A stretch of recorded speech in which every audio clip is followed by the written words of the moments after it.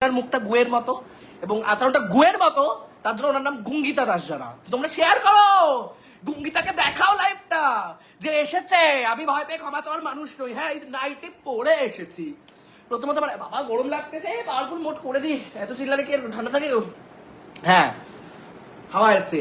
গুঙ্গিতা দাস জানাকে আমি জানাতে চাইছি, প্রথম দিকে আমি বলছি, প্রথমে তো হচ্ছে শোনেন, ভালো করে ব্যাপারগুলো একটু শুনেন, ঠিক আছে?